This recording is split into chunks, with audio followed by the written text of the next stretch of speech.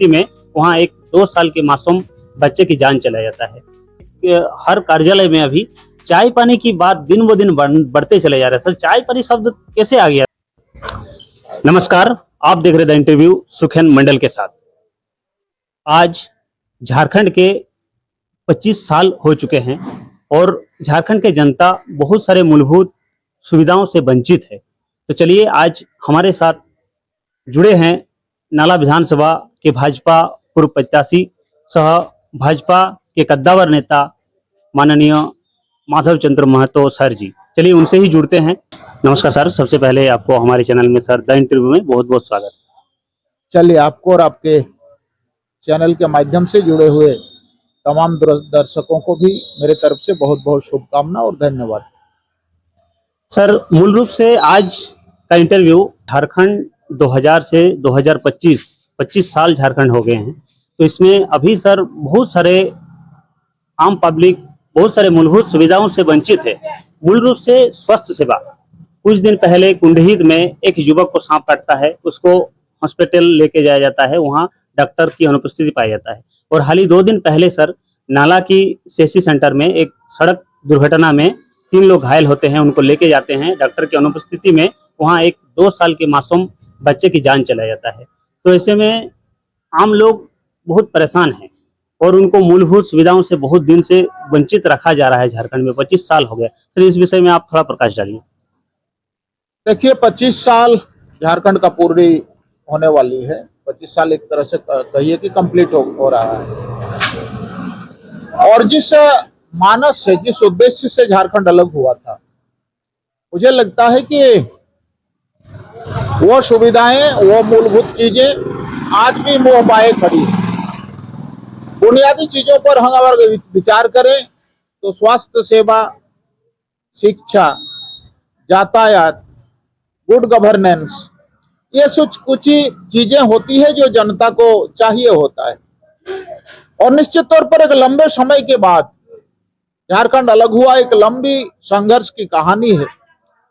बहुत बलिदानों के बाद लोगों का एक सपना था कि शायद बिहार हमें शोषण कर रहा है और झारखंड हो जाने के बाद इन चीजों से हम आजाद हो जाएंगे और हमारे अगली पीढ़ी बहुत खुशहाल होगा। लेकिन 25 सालों के बाद मैं ये कहना चाहता हूं कि हमारे आदरणीय देश रत्न अटल बिहारी वाजपेयी जी का जो झारखंड को लेकर सपना था, जिनके चलते हम कह सकते हैं कि झारखंड अलग प्रांत का स्वरूप प्राप्त हुआ, लेकिन आज वो कहीं ना कहीं एक तरह से कहिए कि काल कोठरी में वो हो गया है। उसको इस तरह से प्रिजर्व कर दिया गया है। अपने स्वास्थ्य सेवा की बातें कही। मैं कहना चाहता हूं कि इस जिला से ही, जामताड़ा जिला से, जामताड़ा विधानसभा के विधायक जो वर्तमान में झारखंड सरकार में स्वास्थ्य मंत्री हैं, और प्रतिदिन देखिएगा कि अनर्गल बयान उसका किसी ना किसी विषय पर आते रहता है। लेकिन उनका जो मूल काम है, जिस काम के चलते सरकार ने उनको स्वास्थ्य मंत्रालय का दायित्व दिया है, वो मुझे लगता है कि ऐसे लोगों को अगर ना मंत्री बनाया जाता तो शायद बहुत अच्छा होता। जामताड़ा के कई उदाहरण आपने, कुंडहित का स्वास्थ्य व्यवस्था, नाला का हालिया स्वास्थ्य व्यवस्था, शिक्षा में अगर देखिए तो सबसे ज्यादा एक्सटॉर्शन, सबसे ज्यादा एक्सप्लॉइट अगर किसी का हुआ इस राज्य में, वो युवाओं को हुआ। आदरणीय रघुवर दास जी के सरकार को अगर छोड़ दीजिए तो पिछले 2 टर्म झारखंड मुक्ति मोर्चा नित सरकार झारखंड में बनी हुई है। रोजगार के नाम पे फिसड्डी है। 2016 के बाद जो सरकार टेट परीक्षा लेने में सक्षम नहीं है, जबकि नियम कहता है, सर्कुलर कहता है कि हर 3 वर्ष के बाद टेट की परीक्षा होनी चाहिए। युवा रोजगार के लिए मुंह बाई खड़ी है। किसान की स्थिति उससे भी खराब, बद से बदतर हो गया है। आप किसी भी क्षेत्र में जाइए तो लगता है कि झारखंड बनना कहीं ना कहीं उस समय का मुंगेरी लाल का हसीन सपना बन के रह गया है। जबकि इस देश को सबसे ज्यादा खनिज देने वाला 40% खनिज पूरे भारत में अकेले झारखंड देती है। और वहां का युवा अगर भटकता फिरे, वहां का किसान अगर आज भी तकतकी निगाह से आसमान के तरफ देखे, चातक पक्षी के जो जैसा कि कब बारिश होगी, सिंचाई व्यवस्था से लेके स्वास्थ्य व्यवस्था से लेके आपका शिक्षा व्यवस्था से लेके यातायात के लिए, मैं कहना चाहता हूं कि खजूरी से बागडहरी होते हुए मुड़ाबेड़िया तक जो पश्चिम बंगाल के सीमा में सटता है, ये सड़क सिंगल रोड आज भी रह गया है। और रूरल वर्क डिवीजन के अंदर में रहने के कारण फंड का अनुपलब्धता के चलते 3 सालों से यह सैंक्शन होकर आज भी पड़ा हुआ है। मेरा कहने का तात्पर्य है कि जहां +2 हाई स्कूल हो, जहां थाना हो, जहां एक बड़ा गांव हो, 3-3 बूथ हो, और जो पश्चिम बंगाल से कनेक्टिविटी जिसका हो, क्या ये सड़क पीडब्ल्यूडी के अंडर में नहीं जाना चाहिए था? ये सवालिया निशान है। आप अगर देखे होंगे तो अंबा से लेकर सटकी आकना होते हुए वो भी रास्ता आपका मुड़ाबेड़िया तक जाती है, वो आज भी अहिल्या का पाषाण उद्धार के जैसे पड़ा हुआ है। तो हर चीजों में आप देखिए, आज किसान की बात तो भाई मैंने कहा, एक बहुत महत्वाकांक्षी योजना इस क्षेत्र के लिए था, खरीफ फसल के लिए, कि खरीफ फसल कम से कम मर ना जाए, पानी की उपलब्धता के लिए सिकटिया बरज, जिसको हम लोग अजय बरज योजना के नाम से भी जानते हैं। मुझे लगता है कि ये योजना बिल्कुल कामधेनु बन के रह गया है। इसमें इंजीनियर्स, उसमें काम करने वाले सरकारी आमला और ठेकेदार, इन्हीं कुछ लोगों को इससे लाभ हुआ है, फायदा हुआ है, जो करोड़पति कई करोड़ों का मालिक बन गया, लेकिन किसानों का पानी उपलब्ध नहीं है। वर्तमान समय में अगर खेत के तरफ आप जाएंगे तो सिर्फ आंसू को लेके आप घर लौटे हैं। एक शोषक नामक कीट पूरे क्षेत्र के धान को नष्ट कर दिया।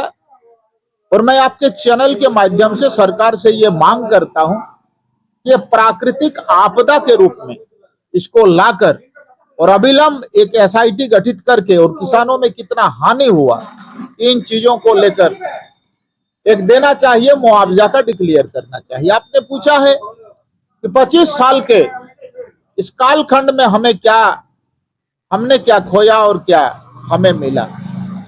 हमने बहुत बड़ा सपना देखा था, और यही सपना को प्राप्त करने के लिए हमारे पुरखों ने बड़ा आंदोलन किया। संथाली में भी आपका लोग नारा लगाते थे, हतावा बुन हतावा आदो बाबुन बतावा, झारखंड बुन हतावा आदो बाबुन बतावा। हिंदी में लोग कहते थे, कैसे लोग झारखंड, तो लड़के लेंगे झारखंड। भाई झारखंड तो अलग हो गई, लेकिन 25 साल के कालखंड में झारखंड को मिला क्या? बेरोजगारी का आलम, कृषि योग्य भूमि का कोई विस्तार नहीं, रेवेन्यू कलेक्शन में सिर्फ सरकार को फांकी।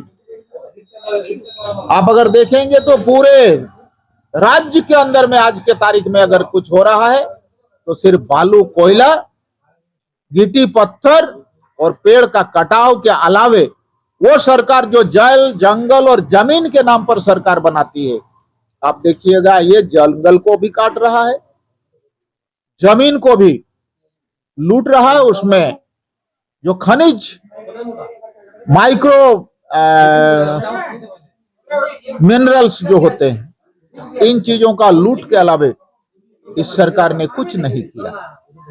इसलिए आपका प्रश्न बहुत गंभीर संवेदना पैदा करता है, विशेष करके उन लोगों को जिन लोगों के मानस में थोड़ा भी इस राज्य के प्रति प्रेम है, मातृभूमि के लिए प्रेम रखता है। ऐसे लोगों के लिए ये झकझोर देने वाला ये राज्य का दिशा और दशा है, और गुड गवर्नेंस के नाम पर जीरो है। कि सर अब भ्रष्टाचार की बात जब आप बोले तो सर एक हर कार्यालय में अभी चाय पानी की बात दिन ब दिन बढ़ते चले जा रहे हैं। सर चाय पानी शब्द कैसे आ गया सर झारखंड राज्य में ऐसे? भाई चाय पानी तो कुछ समझ में भी आता है, लेकिन हर काम में पीसी और पगड़ी। पहले आप काम को अलॉट अगर कराइए गया, वो भी क्या काम, मनरेगा जो एक योजना है, मनरेगा को लाया गया था भारत सरकार के द्वारा, कानून बना कि कोई भी व्यक्ति भूख में तड़प तड़प के ना मरे।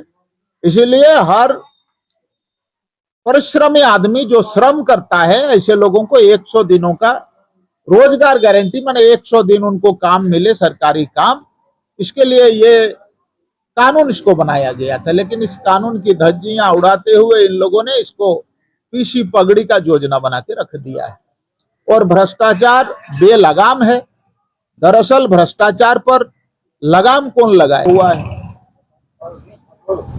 कुछ भी हाई कोर्ट सुप्रीम कोर्ट के डर से अगर बाध्यता मूलक कुछ नियुक्तियां की जानी होती है, उसमें भी भ्रष्टाचार चरम पर है। आप सहायक आचार्य बात कीजिए या कोई दूसरे सेक्टर का, बिना चांदी का जूता मारे हुए यहाँ पर कुछ होने वाला नहीं है। भ्रष्टाचार पर बात ही नहीं किया जा सकता है। भ्रष्टाचार का बात कहने पर नाक बंद करके लगता है श्वास घुट जाए इस राज्य के अंदर में। ये परिस्थिति लोगों ने बना के रखा है वर्तमान सरकार। बहुत बहुत धन्यवाद सर।